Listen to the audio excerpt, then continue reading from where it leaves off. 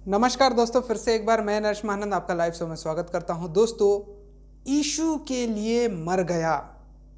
कौन मर गया? यीशु के साथ जीना और यीशु के साथ मरना। एक एक मसीही यीशु के लिए मर गया और यीशु के लिए जिंदा है। तो यीशु के लिए मर गया और यीशु के लिए जिंदा है, इस विषय को आज हम देखने वाले हैं। तो चलिए शुरू करते हैं। जिस प्रकार से थंबनेल में लिखा गया है कि यीशु के लिए मर गया, है ना, तो प्रभु यीशु मसीह बोलते हैं कि तू मेरे लिए मर इस संसार में। प्रभु यीशु मसीह ये भी बोलते हैं तू मेरे लिए जी इस संसार में। तो हमें क्या चीज के लिए मरना है और किस चीज के लिए जीना है, इसे आज हम बाइबल से देखेंगे। तो चलिए शुरू करते हैं। बाइबल से निकालेंगे कुलुसियो दूसरा अध्याय उसका 20 पद से लेकर के हम 23 पद तक पढ़ेंगे। बहुत ही छोटा सब्जेक्ट है, हम इसे देखते हैं, लेकिन अगर हम इसे देखें तो बहुत ही हमारे लिए गंभीर सब्जेक्ट भी है। मसीह के साथ मरना और जीना। तो किस बात के लिए हम जिएं और किस बात के लिए हम मरे? तो यहां पे लिखा हुआ है 20 पद में, जबकि तुम मसीह के साथ संसार की आदि शिक्षा की ओर से मर गए हो, तो फिर क्यों उनके समान जो संसार के हैं जीवन बिताते हो? तो हमें किस चीज के लिए मरना है प्यारो? हमें मसीह के साथ संसार की आदि शिक्षा की ओर से मर चुके हैं हम क्या है? मसीह के साथ। मसीह जैसे मरा वैसे ही मसीह के साथ हम मर गए, मसीह के लिए मर गए।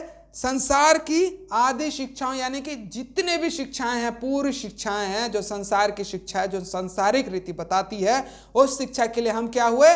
मर गए। और क्या लिखा हुआ है? तो फिर क्यों उनके समान जो संसार के हैं जीवन बिताते हो? क्योंकि आज भी हम बहुत सारे मसीही भाई बहन हैं जो संसार के समान सांसारिक जीवन बिता रहे हैं, और प्रभु हमें चेतावनी दे रहा है। चलिए और देखते हैं। तुम ऐसी विधियों के वश में क्यों रहते हो? कैसी विधि भाई?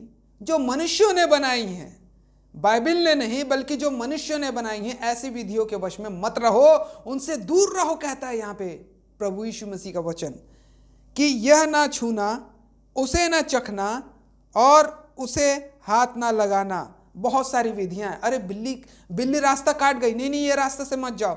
अरे अभी रात हो गया, नाखून मत काटो। अरे अभी आज का दिन अच्छा नहीं है, आज पैसा मत दो, जो दिन को भी मानते हैं कुछ लोग, है ना। और अरे इसको छूते नहीं है, नहीं तो ऐसा हो जाता है। अरे उसको चखना नहीं है, नहीं तो खराब हो जाता है ना। और उसे हाथ नहीं लगाते। इस तरीके से बात होता रहता है। 22 में लिखा हुआ है, ये सब वस्तुएं काम में लाते लाते नष्ट हो जाएंगी। जो भी मनुष्य जाति आज बना रहे हैं, अपनी रीति विधि, तीज त्योहार, जितने भी नियम कानून जो मनुष्य को शांति और सुकून और एंजॉय देने के लिए बनाया जा रहा है, ऑल जितने भी चीज सब, वो सारे क्या हो जाएंगे? सब वस्तुएं काम में लाते लाते नष्ट हो जाएंगी, क्योंकि यह मनुष्यों की आज्ञाओं और शिक्षाओं के अनुसार है। क्योंकि यह मनुष्यों की आज्ञाओं और उनके शिक्षा के अनुसार है, इसलिए ये नष्ट हो जाएंगी। इनसे दूर रहने बोलना है। ये सब चीज के लिए तुम मर गए थे, फिर क्यों ऐसे जिंदगी बिता रहे हो उनके साथ? वचन कहता है हमें यहां पे, इन विधियों में अपनी इच्छा के अनुसार गढ़ी हुई भक्ति रीति, गढ़ी हुई, देखिए ये सारे विधियां जो हम जी रहे हैं, जितने भी मसीही भाई बहन जी रहे हैं ना, तीज त्योहार और हर एक प्रकार के मनुष्य के धार्मिक रीति रिवाज जो मनुष्य को अच्छी लगती है, जो उसको एंजॉय देती है, जिसे हम धार्मिक विधियां कह रहे हैं, है ना। यहाँ पे लिखा हुआ है ये सब मनुष्य की शिक्षा के अनुसार है, और इन विधियों में अपनी इच्छा के अनुसार गढ़ी हुई भक्ति की रीति और आत्महीनता और शारीरिक योग्याभ्यास के भाव से ज्ञान का नाम तो है, मतलब ज्ञान तो मिल रहा है ना। चल तो रहे हो आप प्रभु में और ज्ञान भी मिल रहा है, लेकिन लेकिन परंतु शारीरिक लालसाओं को रोकने में इनसे कुछ भी लाभ नहीं होगा। जो हम तीज त्योहार और नए नए रीति विधियां, नियम कानून, भक्ति और जो एंजॉय कर रहे हैं, जो प्रभु में ऐसा लग रहा है कि हम भक्ति कर रहे हैं, हमको एंजॉय आ रहा है और हम रीति विधियां को मान रहे हैं, जो हमारे अनुसार नहीं या बाइबल के अनुसार नहीं बल्कि मनुष्य की विधियों के अनुसार है, मनुष्य की आज्ञाओं और शिक्षा के अनुसार है। यहाँ पे बताया जा रहा है विधियों में अपनी इच्छा के अनुसार गढ़ी हुई भक्ति की रीति और आत्महीनता और शारीरिक योग्य भास के भाव से ज्ञान का नाम तो है, परंतु शारीरिक लालसाओं को रोकने में इनसे कुछ भी लाभ नहीं होता है। तो मैं आपको बता देना चाहता हूं कि यह वचन हमें सिखाता है मसीह के साथ मरना और मसीह के साथ जीना, यानी कि मसीह के लिए सांसारिक रीति विधियां और संसार के जितने भी शिक्षाओं हैं उन सब के लिए आप मर चुके हो मसीह के साथ, और मसीह के साथ जिलाए गए हो किस चीज के लिए? यहां पे लिखा हुआ है लास्ट में, परंतु शारीरिक लालसाओं को रोकने में इनसे कुछ भी लाभ नहीं होगा।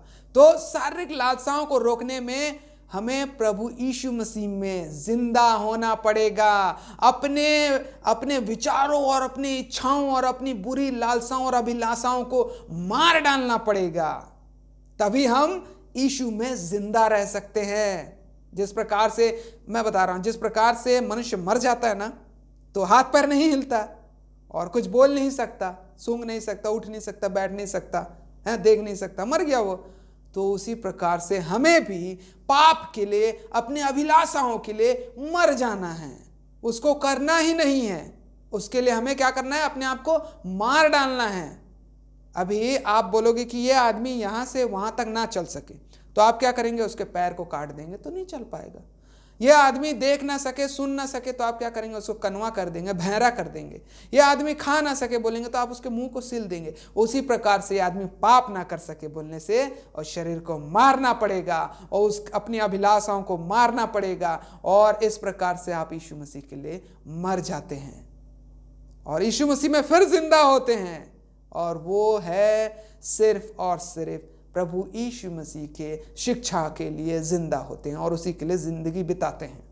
तो दोस्तों, आज हमने सीखा कि मसीही जीवन में जीना और मरना किसे कहते हैं। तो मसीह के लिए हमें मरना है, तो संसार के सारे रीति विधियां और सारे शिक्षाओं के लिए मरना पड़ेगा, और मसीह में जीना है तो प्रभु यीशु मसीह के लिए अपने अभिलाषाओं को, अपने इच्छाओं को मार डालना पड़ेगा, तब हम मसीह में जिंदा रह सकते हैं। तो इस प्रकार से आज का हमारा ये सेशन समाप्त हुआ, और इसी प्रकार से नए नए वीडियो के साथ आपके पास आते रहेंगे। तब तक के लिए हम आपसे अलविदा लेना चाहते हैं। परमेश्वर आप सभी को आशीष दे। नमस्कार, गुड बाय।